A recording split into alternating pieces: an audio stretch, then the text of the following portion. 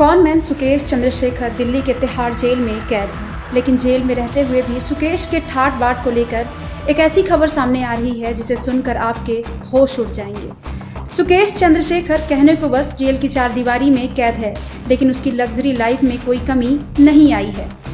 Sukesh jail में branded कपड़े पहनता है, 24/7 जेल से ही वीडियो कॉल पर लोगों से कनेक्टेड रहता है।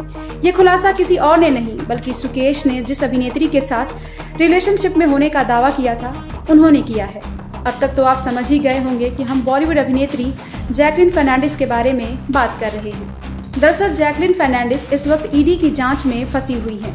सुकेश मामले को लेकर ईडी ने कई बार जैकलीन से पूछताछ की है। हर बार पूछताछ में जैकलीन ने सुकेश का काला चिट्ठा ईडी के सामने खोल कर रख दिया है। अब एक बार फिर से जैकलीन ने दिल्ली में पीएमएलए अधिकारियों को दिए अपनी याचिका में दावा किया है कि वो सुकेश के जाल में फंस गई थी। अभिनेत्री का कहना है कि वो सुकेश के साथ 200 करोड़ के मनी लॉन्ड्रिंग में शामिल नहीं थी। ईडी के आरोपों को गलत बताते हुए जैकलीन ने कहा कि स्टार्टिंग में उनके सामने सुकेश को एक बड़ा आदमी बताया गया था। जैकलीन ने दावा किया कि उनके और सुकेश के बीच अधिकतर बातचीत वीडियो कॉल के जरिए होती थी। इस दौरान वो हमेशा महंगे कपड़ों में दिखता था। जैकलीन ने दावा किया कि सुकेश हर रोज अलग अलग कपड़ों में दिखता था और वो सभी कपड़े महंगे ब्रांड के होते थे। बातचीत के दौरान वो जेल के कोने का इस्तेमाल करता था।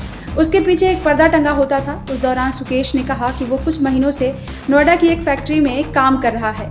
बातचीत के दौरान वहां का सिग्नल काफी खराब होता था। वही एक कोना था जहां उसे अच्छा सिग्नल मिलता था। जैकलीन ने दावा किया कि ये कॉल सुबह में शुरू होती और शाम तक चलती रहती थी। उन्होंने कहा कि सुकेश सुबह से शाम तक लोगों से बात करने के लिए 24/7 वीडियो कॉल पर मौजूद रहता था।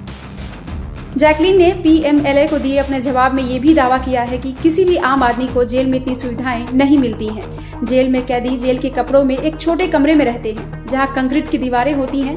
फोन यूज करने की मनाही होती है, लेकिन सुकेश जब किसी से बात करता था उसके पास आईफोन और आईपॉड हमेशा रहता था।